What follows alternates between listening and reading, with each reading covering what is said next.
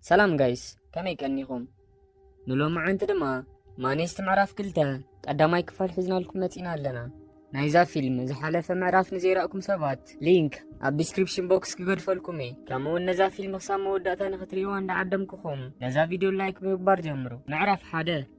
راكيل نبروفيسر دخيمة خمزلان دا نقرتو مكينا مزواري خيل انت خوينو ناب حدا بوتا وسدن تبلومو بروفيسر دما حزواك خيد كلون نابت بوتا مسباتي حدما اتراكيلو سدن زبلتو بوتا بعال بروفيسر كدم حج استلما مدلون زيتا مهارولون بوتا مخانو ريو بروفيسر بدعم خسن بد كلون اتوم بولايس دما نابت غزا سويروم اتيوم نات غزا خمرمرو كلون راكيل دما بوغانا ابتوش تغزا ناي بعال بروفيسر مدب زغلت فايلات رخيبا بتعم خحبس كلان بروفيسر جن بانصارو زغبرو ነገር ጠፊዎ ኣብ ናይ ራኪል መኪና ኮፊሉ ክሓስብ ከሎ ኣርኢና ያተወዲ ኣኔራ ንዕራፍ ክልተ ድማ ትጅምር እቶም ናይ 10 መርመርቲ ፖላይስ ነታ ኣብቲ ውሽጢ ገዛ ዝረኸብዎ ኩሉ ኣቑሑት ክምርምሩ ከለውን ኣብ 8 ኣቑሑት ድማ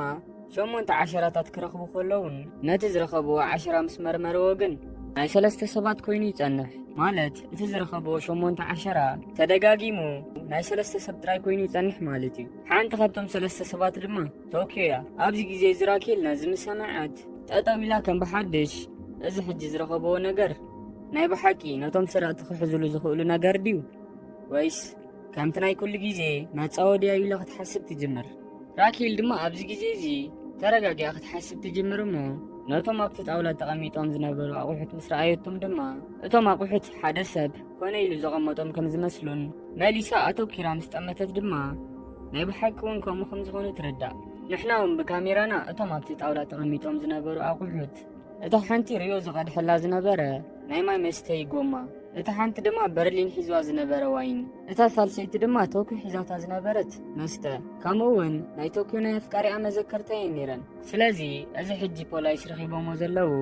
ንዖም ሓበሬታ መሲልዎም ዘሎ ነገር ፕሮፌሰር ቀዲሙ ዝመደቦ ነገር እዩ ማለት እዩ ፊልምና ድማ ቅድሚ ዞም ፖላይስ ነዚ ቦታ ምርካቦም ናብ ፕሮፌሰር ይወስደና ሞ ፕሮፌሰር ናብዚ ሕጂ ፖላይስ ረኺቦሞ ዘለዎ ቦታ መፅዩ ነተን ሕጂ ፖላይስ ረኺቦመን ዘለዎ ኣቑሑት ማለት ሪዮ ዝቐድሐላ ናይ ማይ መስተይ ጎማ በርሊን ዝተጠቀመላ ናይ ዋይን ጥርሙዝን ከምኡውን ናይ ቶኪዮ ናይ መስተ ጥርሙዝን ናይ ቀደም ዓርካ ህያብን ኣብ ቦርሱኡ ሒዝወን ናብቲ ገዛ ከኣቱ ከሎን ናብቲ ገዛ ኣትዩ ድማ ኣብቲ ጣውላ በብተራ ከቐምጠን ከሎ ንሪዮ እዚ ማለት ድማ እቶም ፖላይስ ዝረኸብዎ 10 ናይቶም ኣቐዲሞም ረኺቦሞ ዝነበሩ ናይ ቶኪዮ ናይ በርሊንን ናይ ሪዮን ማለት እዩ ንምንታይ ፕሮፌሰር ከምኡ ገይሩ ትብሉ እንተሃሊኹም ድማ ከምቲ ንፈልጦ ናይ በዓል ፕሮፌሰር ቀንዲ ድሌት ግዜ ክረኽቡ ከም ዝኾነን ምክንያቱ ድማ እኹል ግዜ እንተረኺቦም እኹል ገንዘብ ከም ዘሕትሙን ነቲ ዝኽዕትዎ ዘለዎ ጉድጓድ ድማ ኣብ ጊዜኡ ስለ ዝውድእዎን ማለት እዩ ፕሮፌሰር ድማ ነቶም ፖላይስ ሓሳቦም ክኸፋፍሎም መጠን ከምቲ ክሳብ ሕጂ ክንሪኦ ዝፀንሕና ዝተፈላለየ ነገር እንዳመሃዘ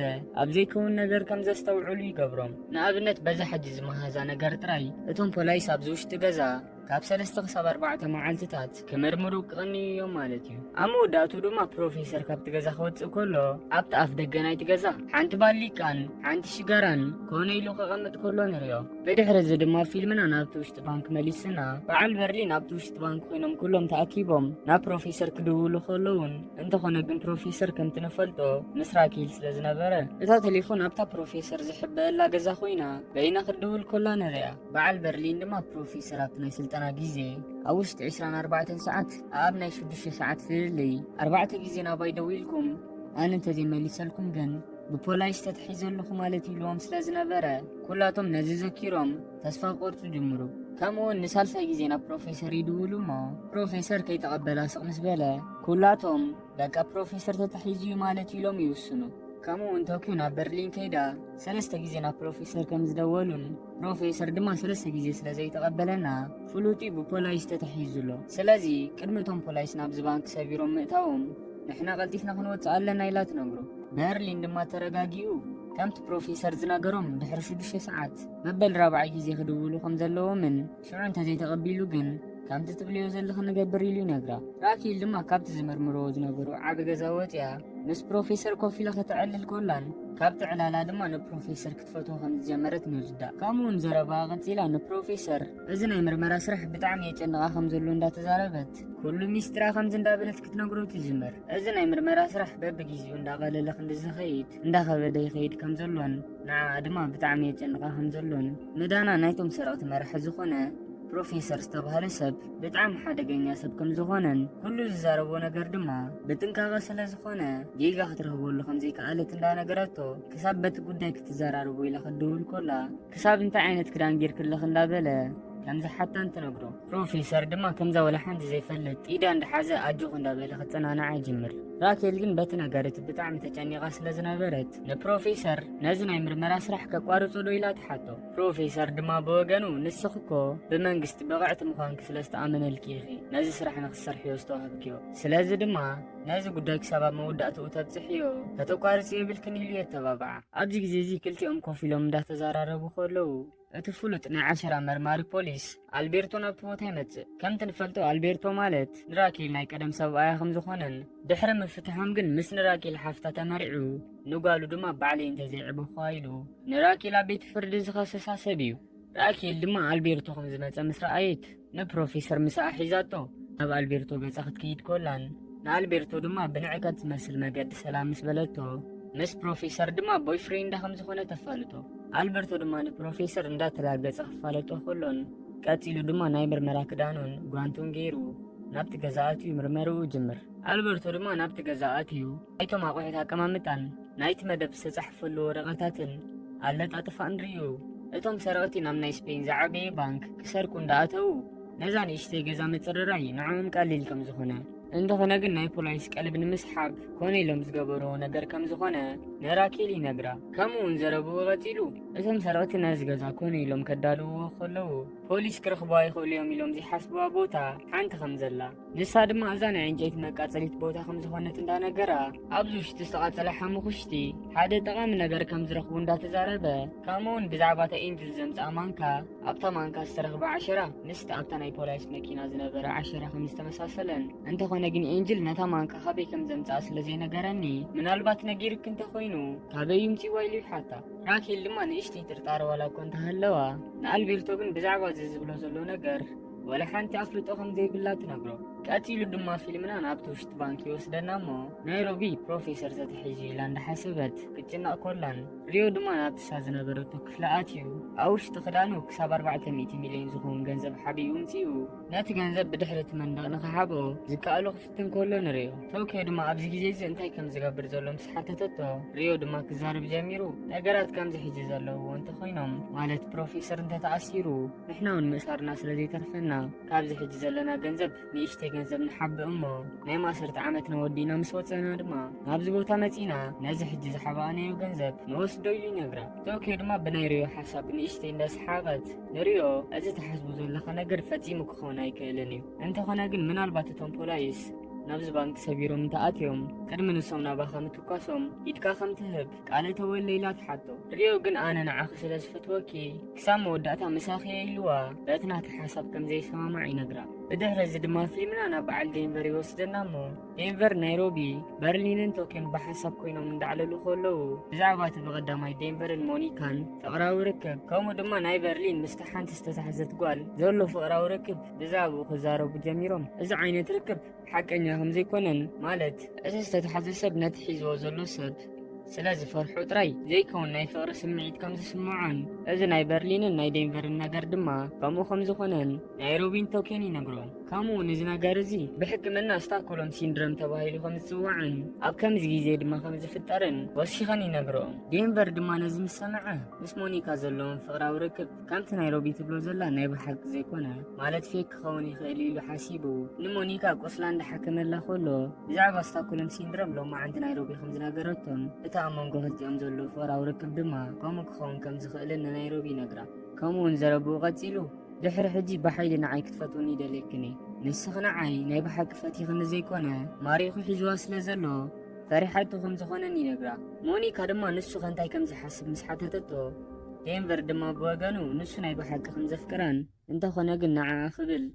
ድሕሪ ሕጂ ኣብ መንጎኦም ዘሎ ፍቕራዊ ርክብ ከም ዘቋረፅዎ ነጊርዋ ገዲፍዋ ይኸይድ። ብድሕሪ እዚ ድማ ፊልምና ናብ በርሊን ይወስደና እሞ በርሊን ምስታ ናይ በቐዳማይ ጓል ኮይኑ ትዘናጋዕ ከሎን ንዓኣ ድማ ኣብዚ ዓለም ብሂወት ዝነብረሉ ግዜ ውሕድ ከም ዝኾነ እንዳነገራ ኣብዚ ውሽጢ ባንኪ ከሎ ከተዘናግዑ ትኽእል እንተኮይና ይሓታ። ንሳ እውን ብወገና ኣብዚ ውሽጢ ባንኪ ሰልችዋ ስለ ዘሎ ንስኡ ኮይና ክትዘናጋዕ ክንትደሊ ትነግሮ። በዚ ድማ ኣብ መንጎ በርሊንን ኣብ መንጎ ታጓልን ዝኾነ ይኹን ሓቀኛ ፍቕሪ ከምዘየለ ንርዳእ። ኣብዚ ግዜ እዚ ፊልምና ናብ ፕሮፌሰር ይወስደና እሞ ፕሮፌሰር እቶም መርመርቲ ፖላይስ ኣብቲ ውሽጢ ገዛ እንታይ ይገብሩ ከም ዘለዉ ክርኢ ስለ ዝደለየ ንስዋረዝ ፀዊዑ ናይ ስራሕ ግዜ ስለ ዝኣኽሎ ዘሎ ንራኬል ቻው ክብላ ኢልዎ ናብቲ ውሽጢ ገዛ ከኣቱ ከሎን ኣብቲ ኣፍ ደገ ናይቲ ገዛ ኮይኑ ድማ እቶም መርመርቲ ፖላይስ ኣብቲ ናይ ዕንጨይቲ መቃፀሊ ኮይኖም ክምርምሩ ከለዉ ምስ ረኣዮም ብጣዕሚ ይስንብት። ምክንያቱ ድማ ፊልምና ብትረኻ መልክዕ ናብ ድሕሪት ይመልሰና እሞ ኣብቲ ናይ ስልጠና ግዜ በርሊንን ፕሮፌሰርን ኮፍ ኢሎም እንዳዕለሉ ከምኡውን ናይ ኣቦኦምን ናቶም ስእልን ሒዞም ናይ ቀደም ዝኽሪ እንዳዘከሩ ክዕልሉ ከለውን እቶም ስእልታት ድማ ፕሮፌሰር ቀደም ምስ ኣቦኡ ተሳኢሎም ዝነበረ ስለ ዝኾኑ ነቦኡ ንኸይዘኻኽርዎ ኢሉ ናብቲ ሓዊ እንዳተወ ከቃፅሎ ከሎን ኣብ መወዳእትኡ ድማ ሓንቲ ንእሽተይ ጋዜጣ ገሊጹ ድሕሪ ምንባቡ ናብቲ ሓዊ ይድርብ እያ። እታ ጋዜጣ ድማ ብዛዕባ ንፕሮፌሰር ኣቦኡ ቀደም ንፕሮፌሰር ኣቦኡ ካብ ሓደ ዓበ ባንኪ ገንዘብ ሰሪቑ ክሃድም ክብል ከም ዝሞተ ትገልጽ ጋዜጣ እያ ነይራ። ፕሮፌሰር ድማ ኣብዚ ግዜ እዚ ዝሓለፈ ታሪኽ እንዳበለ ነታ ጋዜጣ ምስ ኣቃጸላ በርሊን ብድሕሪኡ ኮይኑ ነዚ ናይ ባንኪ ምስራቅ መደብ ናይ ኣቦኻ ሕንቕ ትፈዲልካያ ኻሚሽ ትገብሮ ዘለኻ ኢሉ ይሓቶ። ፕሮፌሰር ድማ ንበርሊን ርእሱ እንዳነቕነቐ እወ ይብሎ። ፊልምና ድማ ናብዚ ሕጂ ግዜ መሊሱና ፕሮፌሰር ኣብቲ ኣፍ ደገ ኮይኑ እቶም መርመርቲ ፖላይስ ዝገብሮ ዘለዉ ነገር ምስ ረኣየ ካብ መጠን ንላዕሊ ሰንቢዱ እቲ ዝገብሮ ዝነበሩ ነገር ኣተኪሩ ክሪኦም ይጅምር። ኣብዚ ግዜ እዚ ድማ ኣልቤርቶ ካብቲ ውሽጢ ናይ ዕንጨይቲ መቃፀሊ ቦታ ሓንቲ ሙሉእ ብሙሉእ ዘይተቃፀለት ናይ ጋዜጣ ወራድ ወረቐት ረኺቡ ተጠንቂቑ ክቕምጣ ከሎን ንራኬል ድማ እዛ ንእሽተይ ወረቐት ምስ ተመርመረት ምሉእ ሓበሬታ ክትበናያ ኢሉ ይነግራ። ብድሕሪ እዚ ድማ ናብቲ ውሽጢ ባንኪ ተመሊስና በዓል ቶኪ ናብ ፕሮፌሰር ደው ኢሎም ፕሮፌሰር ስለ ዘይተቐበሎም ፕሮፌሰር በቃ ተተሓይዙ ኢሎም ወሲኖም ኣብ መንጎኦም ዘይምርድዳእ ክፍጠር ከሎን ኣብ መወዳእትኡ ግን ንምንታይ ቲቪ ከፊትና ኣብ ዜና እንታይ ይበሃል ከም ዘሎ ዘይንርኢ ፕሮፌሰር ናይ ባሓቂ ተተሒዙ እንተኮይኑ ኣብ ዜና ክመፅኡ ይበሃሉ። ኣብዚ ግዜ እዚ ድማ ሪዮ ነታ ቲቪ ማዕራርያ እሞ እቲ ንራኬል ከፋንዋ ኢሉ ናብቶም ፖሊስ ከይዱ ዝነበረ ፕሮፌሰር ብቲቪ ሪእዎ እሞ ፕሮፌሰር ብፖላይስ ዝተተሓዘ መሲልዎም ተስፋ ክቆርፁ ከለውን ብበርሊን ተዊዖም ድማ ነቲ ዝረኣይዎ ነገር ንኽሪኦ ይነግርዎ። በርሊን ድማ ፕሮፌሰር ምስቶም ፖላይስ ጠጠው ኢሉ ክዛረረብ ከሎ ምስ ረኣየ ብጣዕሚ ተገሪሙ እንዳረኣየ ከሎ እታ ቲቪ ኖ ሲግናል ትብል። ሪዮ ድማ ናብታ ቲቪ ከይዱ ከዕርያ ዋላ እኳ እንተፈተነ እታ ቲቪ ግን ምዕራይ ተኣቢ። ኣብዚ ግዜ እዚ ቶኪዮ ብጣዕሚ ሓሪቓ ንበርሊን ድሕሪ ሕጂ እንታይ ክሳብ ንኾን ኢና ንፅበ ዘለና ባዕልና ብዓይንና ርኢናዮ ኢና። ስለዚ ድማ ሕጂ ካብዚ ባንኪ ክንሃድም ኣለና ኢላ ትነግሮ። በርሊን ግን ሕጂ እውን ከይተረበሸ ንቶኪዮ ሕጂ 5 ሰዓት ተሪፎም ከም ዘሎን ድሕሪ 5 ሰዓት ንራብዓይ ግዜ ናብ ፕሮፌሰር ደው ኢሎም ፕሮፌሰር እንተዘይተቐቢልዋ ግን እታ ኣነ ጥራይ ዝፈልጦ ሶኖቬ ዝተባህለ መደብ ክንጅምሮ ኢና ኢሉ ይነግራ። ቶኪዮ ግን ብናይ በርሊን ሓሳብ ከይተሰማምዐት ወይ ሕጂ እቲ ቾኖቬል ዝተባህለ መደብ ንገረና ወይ ድማ ብናትና መደብ ጌርና ካብዚ ባንኪ ክንሃድም ኢና ኢላ ትነግሮ። ኣብዚ ግዜ እዚ ድማ ኣብ መንጎኦም ዘይምስምማዕ ተፈጢሩ ካብ ናይ ቶኪዮ ሓሳብን ካብ ናይ በርሊን ሓሳብን ኣይናይ ከም ዝበልፅ ንኽፈልጡ ናይ ድምፂ ምርጫ ክገብሩ ከለውን እንተኾነ ግን በርሊን 3-2 ንቶኪዮ ይስዕራ። እዚ ማለት ድማ ንበርሊን ዝደገፉ ናይሮቢ፣ ሞስኮን ሄልሲንኪን ክኾኑ ከለዉ ንቶኪዮ ዝደገፉ ግን ሪዮን ዴንቨርን ጥራዮም ነይሮም። በርሊን ድማ ንቶኪዮ ን5 ሰዓታት ጥራይ ተዓገስ ኢልዋ ገዲፍዋ ይኸይድ። ቶኪዮ ግን በዚ ነገር እዚ ክሳብ ሕጂ ሓሪቓ ስለ ዘላ ቀጻሊ እንታይ ክትገብር ከም ዘለዋ ክትሓስብ ትጅምር። ብድሕሪ እዚ ፊልምና ናብ ሄልሲንኪ ወስደና እሞ ሄልሲንኪ ነቲ ብጣዕሚ ሓሚሙ ዝነበረ ኦስሎ ክሳብ ሕጂ ክከናኸኖ ከሎን እንተኾነ ግን ሕጂ ናብ ሓደ ጽምው ዝበለ ቦታ ይወስዶ እሞ ኣብኡ ኮይኑ ድማ ንኦስሎ ኣብ መሬታ ደቂሱ ምስ ነፍሱ ብዙሕ ክዘራረብ ከሎን ኣብ መወዳእትኡ ግን ንኦስሎ ሕጂ ክትዓርፍ ኣለካ ከምኡውን ፕሮፌሰር ብፖላይስ ተታሒዙ ስለ ዝኾነ ንሕና ክንሃድም እንተፈቲና ከተደናጊና ኢኸ እንዳበለ ሄልሲንኪ ንኦስሎን ንደግጋንትኡ ንሓልዩ ነቲ እንኳ ሓዉ ብመተራስ ዓፊኑ ክቐትሎ ከሎ ንሪኦ። እንተኾነ ግን ሄልሲንኪ በቲ ዝገበሮ ነገር ብጣዕሚ ይሓዝን። ቶኪዮ ድማ ብወገና ናብ ሪዮን ናብ ዴንቨርን ከይዳ ሕጂ ክንሃድም ስለ ዝኾና ሙሉእ ዕጥቁ ክማዳልው ኢላቶም ሰለስቲኦም ብሓንሳብ ኮይኖም ዘለዎም መሳርሒታት ከዳልው ከለዉ ንሪኦም። ቀፂሎም ድማ ሰለስቲኦም ብሓሳብ ኮይኖም ናብቲ በይኑ ኣብ ክፍሉ ተዓፅዩ ዝነበረ በርሊን ከይዶም ነቲ ናይ ክፍሉ ማዕፆ ድማ ብሓይሊ ሰቢሮም ኣትዮም ሰለስቲኦም ሽጉጥ ገይሮም ይዕቅንሉ። በርሊን ድማ በቲ ተግባሮም ሰንቢዱ እታ ናቱ ሽጉጡ ናውፂኡ ናብ ቶኪዮ ዋላ እኳ እንተዓቀነ እንተኾነ ግን ሰለስቲኦም ዓቂኖምሉ ስለ ዝነበሩ ኣማራፂ ሲኢኑ ሽጉጡ የውርድ። ብድሕሪ እዚ ዴንቨርን ቶኪዮን ሪዮን ኮይኖም ንበርሊን ኣሲሮሞ ካብቲ ዝነበሮ ክፍሊ ሒዞሞ ክኸዱ ከለዉ ንሪኦም። ዝኸበርኩም ተኸታተልቲ ናይዛ ፊልም ማኔስት ምዕራፍ 2 ቀዳማይ ክፋል ኣብዚ ትውድእ። ኣብ ቀዳማይ ክፋል በዓል በርሊን ኣብቲ ባንኪ ኮይኖም ብቴሌቪዥን ፕሮፌሰር ምስቶም ፖላይስ ክዘራረብ ከሎ ሪኦሞ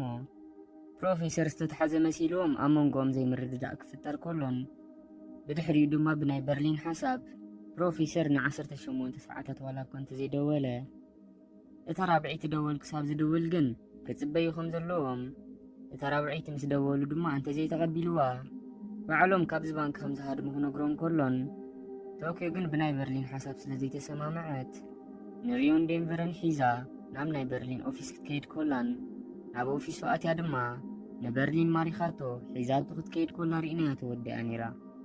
እዛ ክፋል ድማ ትጅምር እቲ ኣልበርቶ ዝተባህለ መርማሪ ፖሊስ ነታ ካብቲ ናይ ዕንጨይቲ መቃጸሊ ዝረኸባ ንእሽተይ ወረቐት ብጥንቃቐ ሒዙ ናብ ቦርሱኡ ከእትዋ ከሎን ንራኬል ድማ ነዛ ወረቐት ክምርምራ መታን ናብ ማድሪድ ክኸይድ ኣለኒ ኢሉ ይነግራ። ኣብዚ ግዜ እዚ ድማ ኣልበርቶ ካብቲ ገዛ ወፂኡ ናብ መኪንኡ ክኣቱ ምስ ጀመረ ፕሮፌሰር ንራኬል ዝሰርሑ ስራሕ ከም ዘለዎ እንዳነገራ ንሳ ክሳብ ትውድእ ድማ ከይትድንግዮ መታን ምስ ኣልቤርቶ ከም ትኸይድ ነጊርዋ ምስ ኣልቤርቶ ኮይኖም ናብ ማድሪድ ክኸዱ ይጅምሩ። ኣብ መገዶም ድማ ኣልቤርቶ ንፕሮፌሰር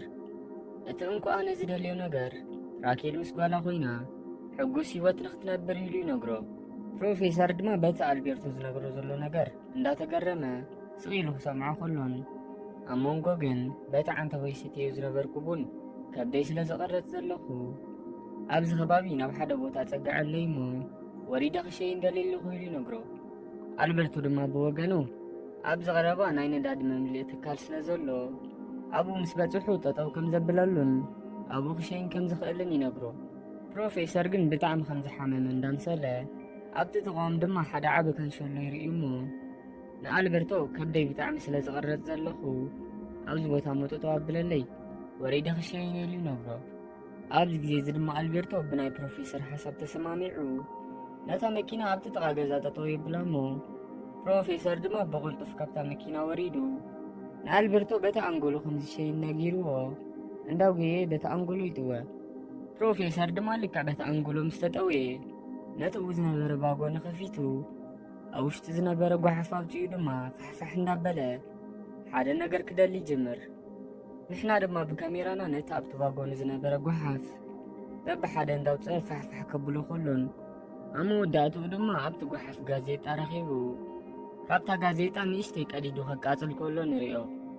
ኣልቤርቶ ብወገኑ ፕሮፌሰር ስለ ዝደንጎዮ ክሪኦ ኢሉ ናብቲ ኣንጎሉ ክመጽእ ከሎን ፕሮፌሰር ግን ብዘገርም መገዲ ኩሉ ነገራት ወዲኡ ከምዛ ክሸይን ዝጸንሐ ቁልፉ የተዓራሪ። ንሕና ድማ ብካሜራና ቅድሚ ኣልቤርቶ ናብቲ ኣንጎሎ ምምጽኡ ፕሮፌሰር ነታ ዘቃጸላ ጋዜጣ ሒዙ ናብ ፖርታፊልኡ ከእትዋ ከሎ ንሪኦ። ብድሕሪ እዚ ድማ ኣልቤርቶ ነቲ ፋሕፋሕ ኢሉ ዝነበረ ጓሓፍ ሪኡ ንእሽተይ ዋላ እኳ እንተተጠራጠረ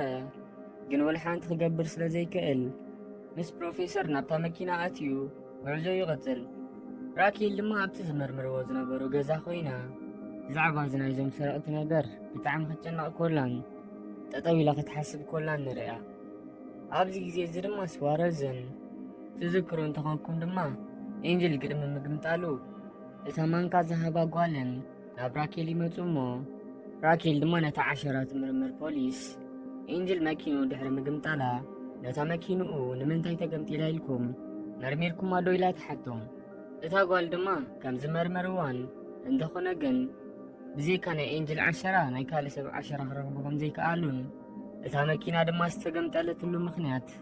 ኤንጅል ብፍጥነት ስለ ዝዝውር ዝነበረ እዩ ኢላ ትነግራ። ራኬል ድማ እታ ናይ ዓሸራ መርማሪት ፖሊስ ትዛረባ ዘላ ሰሚዓ ኣብኡ ኮላ ሓደ ሓሳብ መፂላ ከምዚ እንዳበለት ክትዛረብ ትጅምር። ኤንጅል ነታ ማንካ ድሕሪ ምርካቡ እቲ ብደገ ኮይኑ ናይቶም ሰረቕቲ ነገራት ዝሰልጥ ሰብኣይ ኤንጅል ሚስጥር ስለ ዝፈለጠ መኪንኡ ብምድምጣል ክቐትሎ ይፈቲኑ። ስለዚ ድማ ሕጂ እውን ኤንጅል ካብኩማ ከም ዝተበራበረ ኣብ ዜና እንተሓቢርና እቲ ብደጊ ኮይኑ ናይቶም ሰረቕቲ ነገራት ዝሰርሕ ዘሎ ሰብ ንኤንጅል ክቐትሎ ኢሉ ናብቲ ሆስፒታል ከም ዝመፅአን ንሕና ድማ ኣብቲ ግዜቲ ንዕኡ ክንሕዞ መፃወዲ ክነዳልምለና ኢላ ትዛረብ። ፊልምና ድማ ናብ ፕሮፌሰር ወሲድና ፕሮፌሰር ክሸይን ዝወረደ መሲሉ ነታ ዝተቐፅለት ጋዜጣ ኣብ ፖርታፊሉ ድሕሪ ምቕማጡ ምስ ኣልቤርቶ ኮይኑ ጉዕዞኡ ይቕፅል። ኣብዚ ግዜ እዚ ድማ ፕሮፌሰር ክዛረብ ጀሚሩ ፕሮፌሰር ንኣልቤርቶ እቲ ንስኻ ዓንተ ወይ ራኬል ምስ ጓላ ሕጉስ ሂወት ይኽህልዋ ዝደሊ ዝበልካኒ ነገር ሕጂ እንተሓሰብኮ ሓቂ ይኮነን። ምክንያቱ ንስኻ ንራኬል ጽቡቕ ሂወት ክትነብር ትደልያ እንተትኸውን መጀመርታ ኣይምፈታሕካያን። ብድሕሪኡ ድማ ምስታ ዘላታ እንኳ ሓፍታ ኣይምተምርዓኻ ነርካ እንዳበለ ንኣልቤርቶ ከሕርቆ ክፍትን ከሎ ንሪኦ። ቀፂሉ ድማ ፕሮፌሰር ንኣልቤርቶ መስ ንራኬል ሓፍታ ሓሊፍካ ድማ መስ ንጓልካ መምህር ዝኾነት ከም ዝገበርካ ሰሚዐ ይብሎ። ኣብዚ ግዜ እዚ ኣልቤርቶ በቲ ፕሮፌሰር ዝዛረቦ ዘሎ ነገር ካብ መጠን ንላዕሊ ክሓርቕ ክጅምር ከሎን ፕሮፌሰር ድማ ነዚ ምስ ረኣየ ኣብታ ዘላታ ንኸውስኸላ ኢሉ ከምዚ እንዳበለ ዘረቡ ይቕፅል። ከማን ንራኬል ዘይኮነ ናይ እምሮ ሓኪም ዘድልያ ናይ እምሮ ሓኪም ንኸማኻ ዝበሉ ብስምዒቶምን ብሓይሎምን ዝሓስቡ ሰባት እዩ ዘድልዮም ይብሎ። ኣብዚ ግዜ እዚ ኣልቤርቶ ብጣዕሚ ሓሪቑ ንፕሮፌሰር ምስ ፀረፎ ፕሮፌሰር ድማ ንኣልቤርቶ ንሱ እውን ይፀርፎ። እዚ ነገር እዚ ዘይከኣሉ ኣልቤርቶ ነታ መኪና ኣብቲ ፀግዒ ናይቲ ፅርግያ የፀግዓ እሞ ካብታ መኪና እንዳወረደ ድማ ንፕሮፌሰር ሰብኣይ እንተኾንካ ንዓማ ብዝንበኣስ ኢልዎ ሽጉጡ ኣብታ መኪና ገዲፍዋ ካብታ መኪና ይወርድ። ፕሮፌሰር ድማ ብወገኑ ካብዛ መኪና እንተወሪደ ብጣዕሚ ካሃስይከ ይኽሉ ከሎን ንሱ እውን ካብታ መኪና ወሪዱ ንበኣሲ ክዳሉ ከሎ ንሪኦ። ብድሕሪ እዚ ክልቲኦም ፊት ንፊት ኮይኖም ክበኣሱ ክዳለዉ ከለውን ኣልቤርቶ ድማ ናብ ፕሮፌሰር ቀሪቡ ክልተ ቦክስ ምስ ሰደደሉ ፕሮፌሰር ንክልቲአን ከስሕቶ ከሎን ንሕና ድማ ፕሮፌሰር ናይ ማርሻል ኣርት ምሁር ምዃኑ ንርዳእ። ኣልቤርቶ ድማ ኣብዚ ግዜ እዚ ከም ቀደሙ ሓንቲ ቦክስ ምስ ሰደደ ፕሮፌሰር ኢዱ ሒዙ ይጠውዮ እሞ ኣብ ክሳዱ ተነኺፉ ድማ ርእሱ ከም ዝስሕት ይገብሮ። ኣብቲ ውሽጢ ባንኪ ድማ ዴንቨርን ሪዮን ምስ ቶኪዮ ኮይኖም ነቲ ዝማርኽዎ በርሊን ሒዞሞ ናብ ሽቓቕ ድሕሪ ምእታዎም ናብቲ ሽቓቕ ሰብ ንኸይኣቱ ድማ ነቲ ማዕጾ ብዕንጨይቲ ገይሮም ይዓጽውዎ። ቀፂላ ድማ ቶኪዮ ኣብ ቅድሚ በርሊን ኮፍ ኢላ ነቲ በርሊን ብመርፍእ ገይሩ ዝወስዶ መድሃኒታት በብሓደ እንዳሰበረት ንበርሊን እቲ ዓንተ ወይ ክንጥቀመሉ ኢና ኢልካ ዝነገርካና ቸርኖቬል ዝተባህለ መደብ ሕጂ ንገረና እንዳበለት ከተፈራርሑ ትፍትን። በርሊን ድማ አንኳይ ቶኪዮ ክፈርሓ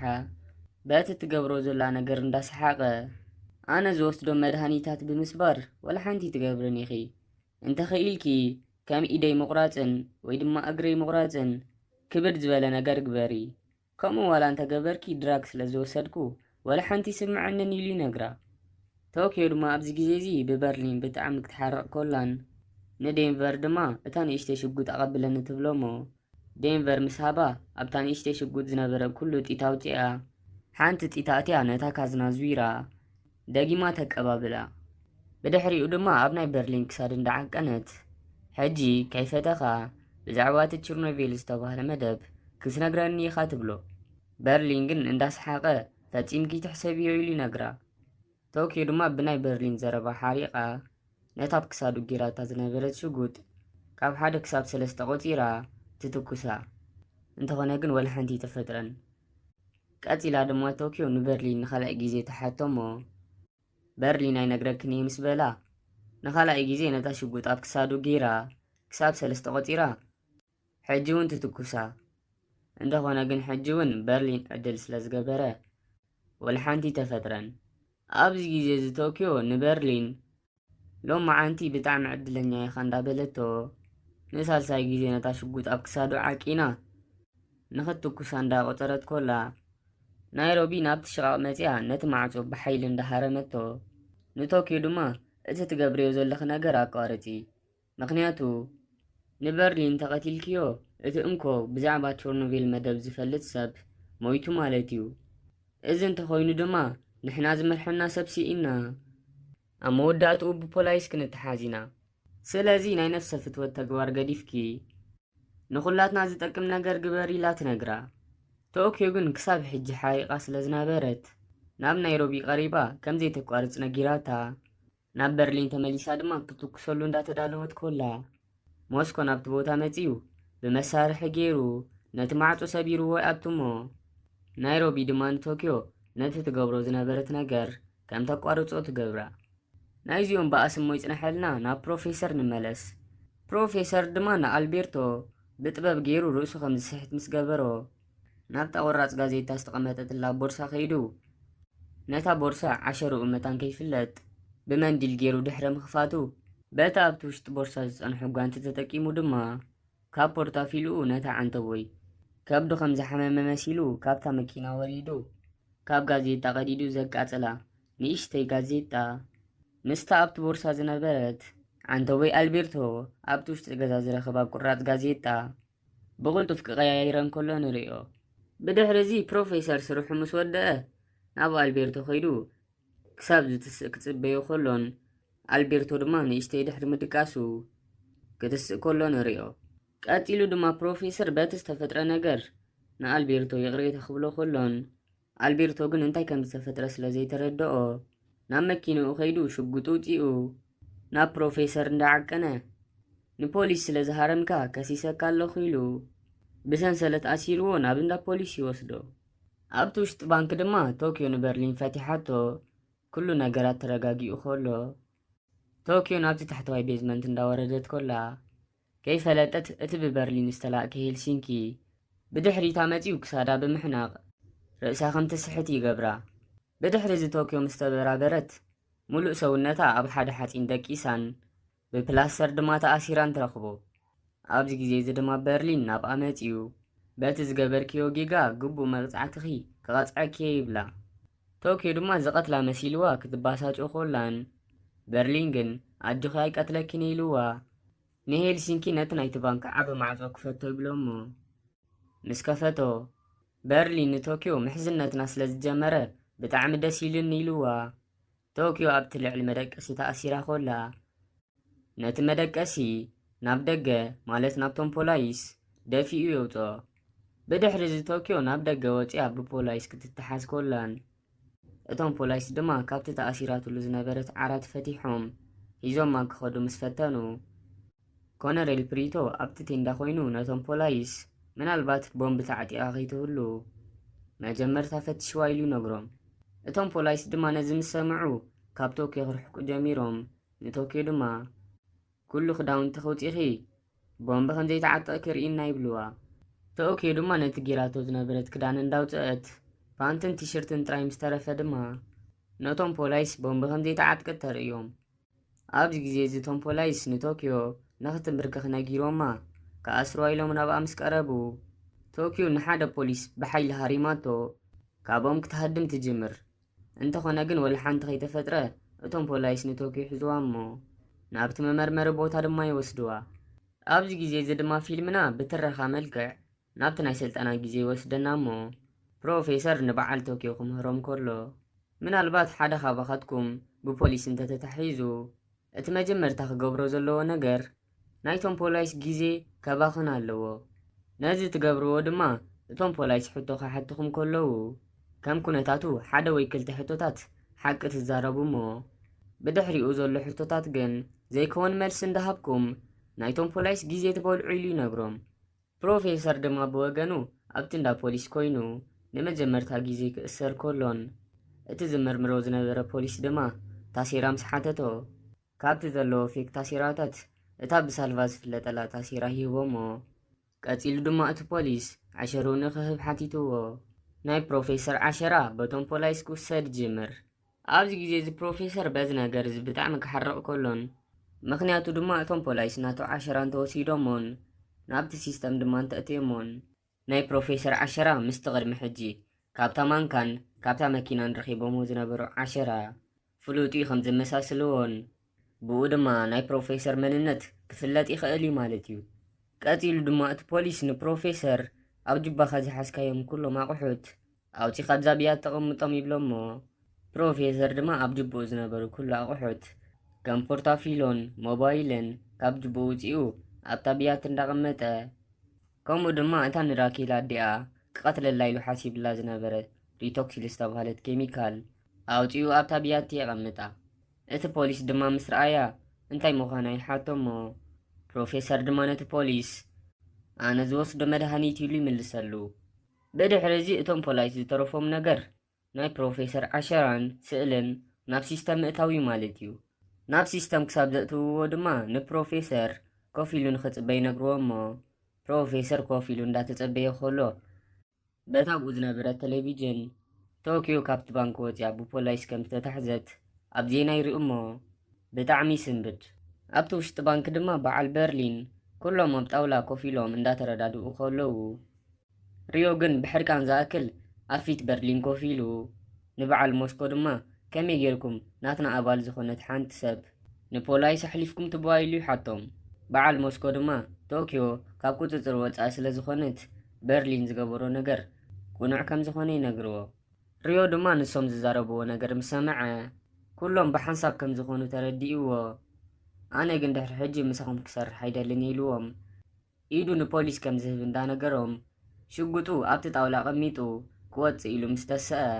ንሕና ድማ ብካሜራና ሄልሲንኪ ንበርሊን ብትሕቲ እቲ ጣውላ መርፍእ ክቡ ከሎን በርሊን ድማ ነታ መርፍእ ተቐቢልዎ ናብቲ ኢደይ እንተዘይሃብኩ ዝብል ዘሎ ሪዮ ኸይዱ ናብቲ ደገ ምስ ወፅኻ እቶም ፖላይስ ሰላማዊ ሰብ ምዃንካ ንኽፈልጡ ኸመታን መጀመርያ ነዛ ጻዕዳ ጨርቂ ርእዮም እንዳበለ ንሪዮ ድማ ከምዛ ቻው ዝብሎ መሲሉ ክሓቕፎ ከሎን እንተኾነ ግን ነታ ሄልሲንኪ ዝሃቦ መርፍእ ንሪዮ ኣብ ክሳዱ ወጊእዎ ርእሱ ከም ዝስሕት ክገብሮ ከሎ ንሪኦ። ፊልምና ድማ ናብ ቶኪዮ ወስደና እሞ ቶኪዮ በቶም ፖላይስ ተታሒዛ ናብቲ ናይ መርመሪ ቦታ ምስ ከደት ፕሮፌሰር ኣብቲ ናይ ስልጠና ጊዜ ዝመሃሮም ነገር እንዳዘከረት ብኮነሬል ፕሪቶ ክትሕተት ትጅምር። ኮነሬል ፕሪቶ ድማ ንቶኪዮ ኣብቲ ውሽጢ ባንክ ክንደይ ሰረቕቲ ኣለኹም ኢሉ ይሓታ እሞ ቶኪዮ ድማ እዚ ቅልል ዝበለ ሕቶ ስለ ዝኾነ 8 ሰረቕቲ ኢና ዘለና ኢላ ትምልሰሉ። ቀፂሉ ድማ ኮነሬል ፕሪቶ ነዚ መደብ እዚ ንክንደይ ኣዋርሕ ተማሂርኩሞ ኢሉ ምስ ሓተታ ቶኪዮ ሕጂ እውን ሓቂ ተዛሪባ ንኸባቢ 5 ወርሒ ከም ዝኾነ ትነግሮ። ኣብዚ ግዜ እዚ ድማ ራኬል ናብቲ ናይ ምርመራ ቦታ መፅያ ናብቲ ቴንዳ ምስ ኣተወት ቶኪዮ ክዳን ኣውፂኣ ፓንቲ ጌራ ምስ ረኣየታ ይቕሬታ ኢላ እንዳሓተተታ ንቶኪዮ ብጨርቂ ጌራ ክትሽፍና ኮላን ኣብ ቅድሚኣ ኮፍ ኢላ ድማ ቀጣ ናብ ሕቶኣ ኣትያ ናይ መጀመርታ ሕቶኣ ናይ ፕሮፌሰር ሓቀኛ መንነትን ሓቀኛ ስምን መን ኢላ ትሓታ። ቶኪዮ ድማ ኣብዚ ግዜ እዚ ናብቲ ናይ ስልጠና ግዜ ተመሊሳ ክትዝክር ኮላን ኣብቲ ናይ ስልጠና ግዜ ድማ ሓደ መዓልቲ በርሊንን ፕሮፌሰር እንዳተዘራረቡ ከለዉ በርሊን ንፕሮፌሰር በቲ ሓቀኛ ስሙ ሰርጆ ኢሉ ክፅውዖ ከሎ ሰሚዓቶ ስለ ዝነበረት ናይ ፕሮፌሰር ሓቀኛ ስሙ ትፈልጦ እያ ማለት እዩ። እንተኾነ ግን ቶኪዮ ነቲ ራኬል ዝሓተተታ ሕቶ ሓቂ ትምልሰላ ዶ ትኸውን ኣብ ቀጻሊ ክንሪኦ ኢና። ዝኸበርኩም ተኸታተልቲ ናይዛ ፊልም ማኒስት ምዕራፍ 2 ካልኣይ ክፋል ኣብዚ ትውድእ። ንሕጂ ድማ ብማኒስት ምዕራፍ 2 ሳልሳይ ክፋል መፂና ኣለና። ኣብዚ ሓለፈ ክፋል ራኬል ንቶኪዮ ናይ ፕሮፌሰር ሓቀኛ ስሙን መንነቱን ክትሓታ ኮላን ቶኪዮ ድማ ብወገና ናይ ፕሮፌሰር ሓቀኛ ስሙ ሓደ መዓልቲ በርሊን ንፕሮፌሰር በቲ ሓቀኛ ስሙ ሰርጆ ኢሉ ክፅውዖ ከሎ ሰሚዓቶ ስለ ዝነበረት ንራኬል ክነግራዶ ወይስ ክጎድፎ ኢላ ክትሓስብ ኮላ ርኢናያ ተወዲኣ ነይራ። ሳልሳይ ክፋል ድማ ተጅምር ራኬል ንቶኪዮ ሓቲታታ ቶኪዮ ግን ኣብ ሓሳብ ኮላ ፊልምና ንድሕሪት ናብቲ ናይ ስልጠና ግዜ ይወስደና እሞ ፕሮፌሰር ንበዓል በርሊን ምሂሩ ምስ ወድአ ምስ ሪዮ ኮይኖም ናብቲ ሕጂ ተሓቢላ ዘሎ ገዛ ይኸዱ እሞ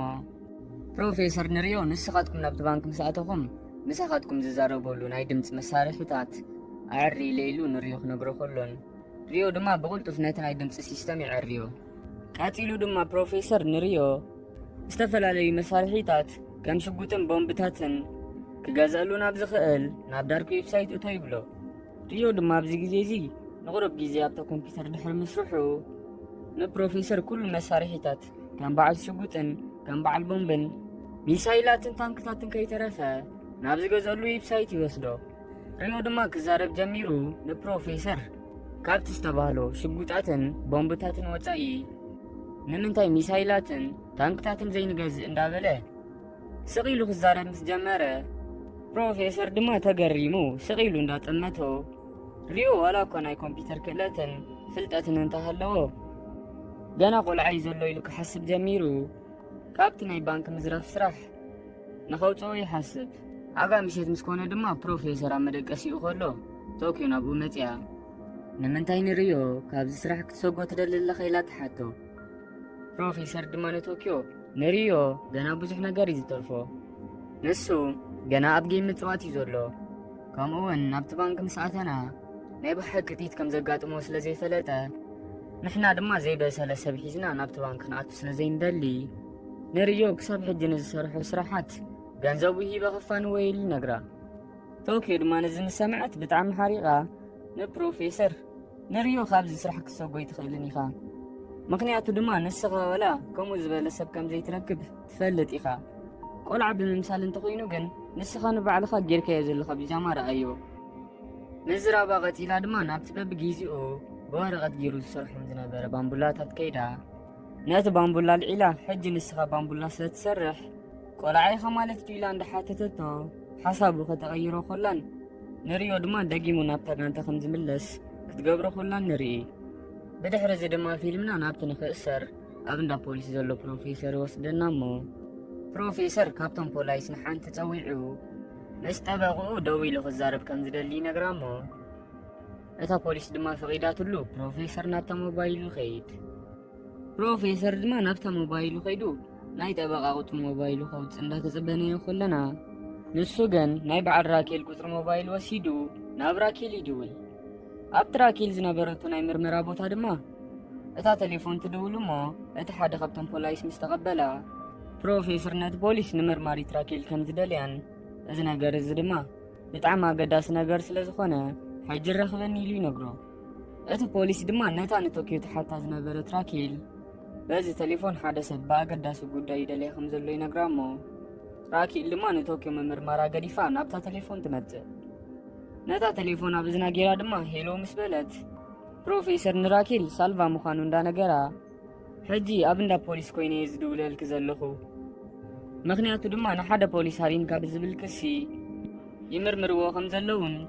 እቲ ምርመራ ሓቂ እንተኾይኑ ድማ ክሳብ 4 ዓመት ክትእሰር ኢኻ ይብልዎ ከም ዘለውን ከምኡውን እቲ ዝሃረሞ ፖሊስ እቲ ናይ ቀደም ሰብኣያ ኣልቤርቶ ከም ዝኾነ ይነግራ። ራኬል ድማ ነዚ ምስ ሰምዓት ብጣዕሚ ሓሪቓ ንፕሮፌሰር ሕጂ ከም ትመፅእ ነጊራቶ እታ ቴሌፎን ተዓፅዋ እሞ ፕሮፌሰር ድማ ናብታ ኮፍ ኢልላ ዝነበረ ቦታ ኸይዱ ኮፍ ኢሉ ከሎ እቲ ኣብ ጎኑ ዝነበረ ካልእ ሰብኣይ ፕሮፌሰር ንምንታይ ናብዚ እንዳ ፖሊስ ከም ዝመፀ ተረዲእዎ ናብ ፕሮፌሰር ቀሪቡ ነቲ ፖሊስ ዝሃረምኮ ነፍሰይ ክከላኸል ኢለ ኢልካ ኣመኽኒ ኢሉ ነግሮ። ኣብዚ ግዜ እዚ ንፕሮፌሰር ሓደ ሓሳብ ይመፀሉ እሞ ነቲ ብኡ ዝነበረ ፖሊስ ሽንቲ ስለ ዝመፆ ናብ ሽቓቕ ንኽወስዶ ይነግሮ። ብድሕሪ እዚ ፕሮፌሰር ናብቲ ሽቓቕ ይኸይዱ እሞ ናብቲ ውሽጢ ሽቓቕ ምስ ኣተወ ድማ ጫሙ ውፂኡ ብድሕሪኡ እውን ካልሲኡ ብምውፃእ ነቲ ብቲ ሽቓቕ ዝነበረ ሳምናታት ናብቲ ካልሲ መሊኡ ንነብሱ ብሓይሊ በቲ ሳምና ገይሩ ክሃርሞ ከሎ ንሪኦ። መቸም ንምንታይ ከምዚ ከም ዝገብር ዘሎ ኣይጠፍአኩምን ይኸውን። ብድሕሪ እዚ ድማ ናብቲ ውሽጢ ባንክ ንመለስ እሞ እቲ ብበርሊን ርእሱ ስሒቱ ዝነበረ ሪዮ እቲ መደንዘዚ ክፈቕሰሉ ስለ ዝጀመረ ክበራበር ከሎን ማይ ንኸስቲዎን ድማ ክሓትት ከሎን ንሪኦ። ናይሮቢ ድማ ኣብ ጥቕኡ ኮፍ ኢላ ስለ ዝነበረት ንሪዮ ማይ እንዳሃበቶ ቀፂሎም ድማ ብዛዕባ ቶኪዮ ዝገበረቶ ጌጋ ክዘራረቡ ከለውን ሪዮ ግን ክሳብ ሕጂ በቲ በርሊን ንቶኪዮ ዝገበራ ሓሪቑ ስለ ዝነበረ ንናይሮቢ ሕጂ እውን ካብዚ ባንክ ክወፅእ ኢልዋ ካብቲ ልቂስዎ ዝነበረ ተሲኡ ክኸይዱ ምስ ጀመረ ናይሮቢ ንሪዮ ኣነ እውን ንበርሊን ስለዘይኣመንክዎ ዘለኹ ብሓንሳብ ኮይና ንኽንማርኾ ሓገዝ ከየድልየኒ ትብሎ። ሪዮ ድማ ነዚ ምስ ሰምዐ ናብ ደገ ናይ ምውፃእ ሓሳቡ ገዲፉ ምስ ናይሮቢ ይሰማማዕ። ብድሕሪ እዚ ፊልምና ናብ ፕሮፌሰር ይወስደና እሞ ፕሮፌሰር ኣብቲ እንዳ ፖሊስ ኮፍ ኢሉ ከሎ ራኬል ናብቲ ቦታ ትመፅእ እሞ ናብ ፕሮፌሰር ከይዳ እንታይ ከም ዘጋጠመ ትሓቶ። ፕሮፌሰር ድማ ክዛረብ ጀሚሩ ኣልቤርቶ ወላ ሓንቲ ጌጋ የብሉን ኣነ ባዕለ ንዓኽቲ ዝገበረክ ነገር ማለት ምስ ሓፍቲ ዝገብሮ ነገር ዘኪረ ተዛሪበዮ እንተኾነ ግን ኣነ ከምዚ ዓይነት ሰብ ኣይኮንኩን ንነገራት ብዝርርበ ዝፈትሕ ነይረ እንተኾነ ግን ንሱ ምስ ሃረመኒ ኣነ እውን ነፍሰይ ምኻላቢኒ እቲ ዝግብኦ ሂበዮ ኢሉ ይነግራ ራኬል ድማ በዚ ነገር እዚ ንእሽተይ ክስሓቅ ኮላን ፕሮፌሰር ድማ ምዝራቡ ቀፂሉ ኣብ ከብዱ ዘሎ በሰላ ይሕሞ ከም ዘሎ እንዳነገራ ነታ ዓንተቦይ ኣብ ሽቓቕ ብሳምና ባዕሉ ዘቕሰሉ ሰውነቱ የርእያ ራኬል ድማ እቲ በሰላን እቲ ማህረምተን ኣብ ብዙሕ ቦታ ምዃኑ ምስ ረኣየት ብጣዕሚ ሓሪቓ ብቕልጡፍ ናብ ኣልበርቶ ኸይዳ ከመይ ጌርካ ነቲ ቦይፍሬንደይ ምዃኑ ዘፋለጥኩኻ ሰብ ቀጥቂጥካ እሞ ከዓ ብድሕሪኡ ክትኣስሮ ትደሊ ኣለኻ ኢላ ትሓቶ ኣልቤርቶ ድማ ንራኬል ንሱ ንፕሮፌሰር ወላ ሓንቲ ከምዘይተንከፎን ብኣንጻሩ ኸማን ፕሮፌሰር ኢዱ ጠዊዩ ርእሱ ከም ዝስሕት ገይርዎ ከም ዝነበረ ይነግራ ኣብዚ ግዜ እዚ ድማ ራኬል ከመይ ጌርካ ኣይሃረምኮን ኢልካ ትሕሱ ኣለኻ እንዳበለት ካብቲ ኦፊስ እንዳወፀት ድማ ድምፂ ዓዋ ኣቢላ ንኹሎም እቶም ፖላይስ ንሳ መርማሪት ራኬል ከም ዝኾነትን ከምኡውን ናብ ፕሮፌሰር እንዳመልከተት እዚ ሰብ እዚ ንኽእሰር ናብዚ ምስ መፀ ተጎዲኡ ንኸይህሉ ዝሓተቶ ወይ ድማ ሓኪም ዝፀውዐሉ ሰብ ኣሎ ዶ ኢላ ትሓቶም እቶም ፖላይስ ድማ ዝምልስዎ ሲኢኖም ስቕ ምስ በሉ ንፕሮፌሰር እቲ ዝተሃረምካዮ ኣርእዮም ኢላ ትነግሮ ፕሮፌሰር ድማ ኣብዚ ግዜ እዚ ቀሲሉ ካመችኡ ክፈትሕ ጅምር እሞ ራኬል ድማ ናብኡ ቀሪባ ቀልጢፋ ነቲ ካመችኡ ፈቲሓ እቲ ዝተሃርሞ በሰላ ነቶም ፖላይስ ተርእዮም ኣልቤርቶ ድማ ነዚ ምስ ረኣየ ብጣዕሚ እንዳሰንበደ ናብ ራኬል ቀሪቡ ንሱ ከምዚ ገይሩ ከምዚ ሃረሞ ዋላ እኳ እንተነገራ ራኬል ግን ንኣልቤርቶ ከይሰምዐቶ ካብ መጀመርቱ ንሰብ ከምዚ ጌርካ ትሃርሞ የብልካን እንዳበለት ዋላ እንተሃረምካዮ ድማ ሓኪም ክትፅውዐሉ ነይርካ ከምኡውን ኣልቤርቶ ነዚ ሰብ እዚ ከምዚ ሃረሞን ሓኪም ድማ ከምዘይፀውዐሉን እዞም ፖላይስ መሰኻኽር ኣለዉ እንዳበለት ኣብ ልዕሊ ኣልቤርቶ ከቢድ ክሲ ምስ መስረተት ኣልቤርቶ ድማ ናብ ራኬል ቀሪቡ እታ ኣብ ልዕሊኡ ዝመስረትክዎ ክሲ ገዲፈዮ ኣለኹ በቃ ክፈትሖ ኢሉ ይነግራ ብድሕሪ እዚ ራኬልን ኣልቤርቶን ስለ ዝተሰማምዑ እቶም ፖላይስ መፂኦም ንፕሮፌሰር ክፈትሕዎ ከለውን ራኬል ድማ ንፕሮፌሰር ሒዛቶ ክትከይድ ምስ ጀመረት ፕሮፌሰር ንራኬል ናቱ ዓሸራን ስእልን ስለምስኦም ዘሎ ንኽብዎ ንኽትነግሮም ይነግራ እሞ ራኬል ድማ ንኣልቤርቶ ምስ ሓተተቶ እታ ናይ ፕሮፌሰር ዓሸርኡን ስእሉን ሒዛ ኸይዳ ዝነበረት ፖሊስ ነቲ ናይ ፕሮፌሰር ዓሸራን ስእልን ሒዛ መፅያ ንራኬል ትባ ራኬል ድማ ነቲ ዓሸራን ስእልን ኣብ ቅድሚኦም ቀዲዳ ንፕሮፌሰር ትቦ ብኸምዚ መልክዕ ናይ ፕሮፌሰር ዓሸራ ካብ ኢድ ፖላይስ ጠፊኡ ማለት እዩ ዋው ፕሮፌሰር ብድሕሪ እዚ ፊልምና ናብቲ ውሽጢ ባንኪ መልሰና እሞ እቲ ውዑይ ዝኾነ ኣልትሮ ነዞም ሰባት እዚኦም ከምዚ ለቆሲሉ ከለኹ ምስራሐይ ብጣዕሚ ዘሕረቐኒ ዘሎ እንዳበለ ዝኾነ ነገር ክንፈጥር ኣለና ኢሉ ነቶም ምስኡ ዝነበሩ ሰባት ክነግሮም ከሎ ንሪኦ እታ ኣብ ጥቕኡ ኮፍ ኢላ ዝነበረት ተምሃሪት ኣሊሰን ድማ ኣርትሮ ኩሉ ግዜ ፈቲኑ ከምዘይሰለጦ ስለ ትፈልጥ ብጣዕሚ ሓሪቓ ስቕ ኢላ ክትጥምቶ ድሕሪ ምፅናሓ ስቕ ኢሉ ክልፍልፍ ከሎ ምስ ረኣየቶ ግን ንሳ እውን ክትዛረብ ጀሚራ ብንዕቀት ዝመስል መገዲ በጃ ከስክስቕ በል ክትወፅእ እንተደሊኻ እኮ እቲ ንሶም ዘቐረቡልካ ገንዘብ ገዲፍካ ሕጂ ክትወፅእ ትኽእል ኢኻ ከምኡውን ኩላትኩም ኣብዚ ዘለኹም ነቲ ገንዘብ ደሊኹም እምበር ካብዚ ባንክ ምውፃእ ከቢድኩም ኣይኮነን እንዳበለት እምበር ካብዚ ባንክ ምውፃእሲ ቀሊል እዩ ክትብል ትጅምር ኣርትሮ ድማ እቲ ቀሊል መገዲ እስከ ንገርና ይብላ እሞ ራኬል ምዝራባ ቀፂላ መጀመርያ ኣነ ነብሰይ ይጎድእ ብድሕሪኡ ድማ እቶም ሰረቕቲ ኣነ ስለ ዝተጎዳእኩ ብጣዕሚ ተጨኒቖም ናብ ሆስፒታል ክወስዱኒ ናብቲ ኣፍ ደገ ናይቲ ባንክ ምስ ኣቕረቡኒ ነታ ናይቲ ባንክ ናይ ማዕፆ መኽፈቲ መጠወቒት ጠዊቐ ካብዚ ባንክ እንዳጎየ ክህድም ኢላ ትነግሮም ኣርትሮ ድማ ኣብዚ ግዜ እዚ ኣብ 4 ሰከንድ ድማ ብሽጉጥ ገይሮም ይሃርመኹ ይብላ ኣሊሰን ብወገና ኣብ ህልኽ ኣትያ እስከ ክንርኢ ኢና ክሳብ ምባል ትበፅሕ ኣብ ተመሳሳሊ ግዜ ድማ በርሊን ኣብ ውሽጢ ኦፊሱ ኮይኑ ናብ ፕሮፌሰር ብተደጋጋሚ ክድውል ከሎን ፕሮፌሰር ግን ከምቲ ንፈልጦ ኣብቲ እንዳ ፖሊስ ስለ ዝነበረ ነታ ቴሌፎን ኣይተቐበላን ኣብዚ ግዜ እዚ ድማ ሪዮ ምስ ናይሮቢ ዋላ እኳ እንተተሰማምዐ ኣብ መንጎ ግን ንዓዓ ዋላ ጠሊሞዋ ናብቲ ታሕቲ ይወርድ እሞ ነቶም ኣብቲ ታሕቲ ተኣሲሮም ዝነበሩ ዝተታሕዙ ሰባት ድማ ከምዚ እንዳበለ ክነግሮም ይጅምር እቲ ክንበኩም ኢና ኢልና ቃል ዝኣተናልኩም 1 ሚልዮን ገንዘብ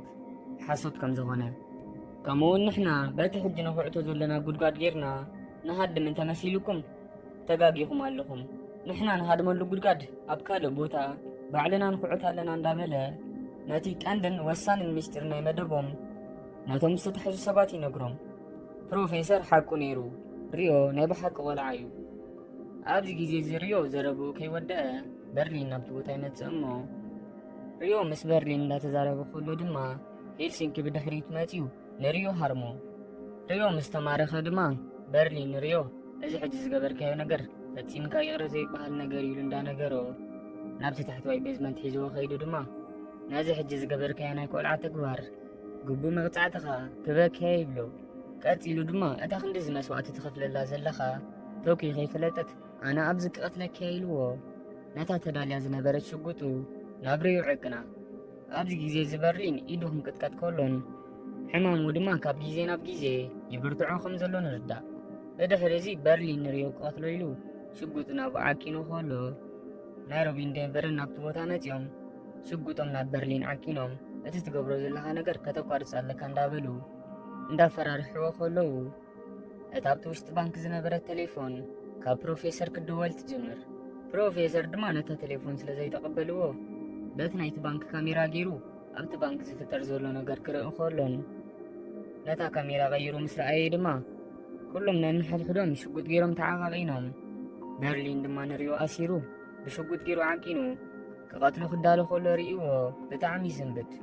ናይሮቢ ድማ ኣብዚ ግዜ እዚ ንበርሊን ነቲ ዝወስዶ መድሃኒት ኣብ ኢዳ ከም ዘሎ እንዳረኣየቶ ሕጂ እቲ ትገብሮ ዘለኻ ነገር እንተዘይቋሪፅካ ከምቲ ቶኪዮ ዝገበረቶ ነዚ መድሃኒትካ በብሓደ ክሰባብሮ ኢላ ትነግሮ። ሕማሙ ካብ መዓልቲ ናብ መዓልቲ እንዳበረትዖ ዝመጽእ ዘሎ በርሊን ድማ እቲ ዝወስዶ መድሃኒት ተሰቢሩ እንተተወዲኡ ከም ዝመወት ስለ ዝፈልጥ ብናይ ናይሮቢ ሓሳብ ተሰማሚዑ ናብ ሪዮ ዝነበሮ ኣንፈት ግን ሓደ 3 ግዜ ይትኩስ። እንተኾነ ግን ናብ ሪዮ ዘይኮነ ናብ መንደቕ እዩ ዝተኮሰ። ሪዮ ድማ በርሊን ዝገብሮ ነገር ምስ ረኣየ ንበርሊን እንዳፀረፎ ክበክ ከሎ ንሪኦ። ብድሕሪ እዚ ፊልምና ናብ ቶኪዮ ወስደና እሞ ቶኪዮ ኣብቲ ናይ መመርመሪ ቦታ ኮይና ብራኬል ክትሕተት ኮላን እንተኾነ ግን ቶኪዮ ክሳብ ሕጂ ብዛዕባ መደቦም ወላ ሓንቲ ነገር ከም ዘይነገረታን እዚ ዝገበረትሉ ምክንያት ድማ ንበዓል በርሊን ኢላ ዘይኮነ ነቲ ብጣዕሚ ትፈትዎ ሪዮ ኢላ ከም ዝኾነ ብትረኻ መልክዕ ትነግረና። እንተኾነ ግን ሕጂ ፕሮፌሰር ስለ ዝተታሕዘን እቶም ኣብቲ ውሽጢ ባንኪ ዘለዉ በዓል በርሊን ድማ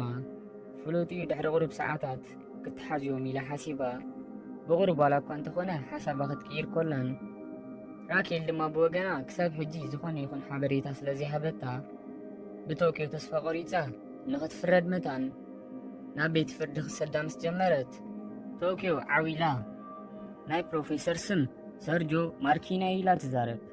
ቀፂላ ድማ ናይዚ ኩሉ ሓሳብ ምንጪ ዝኾነ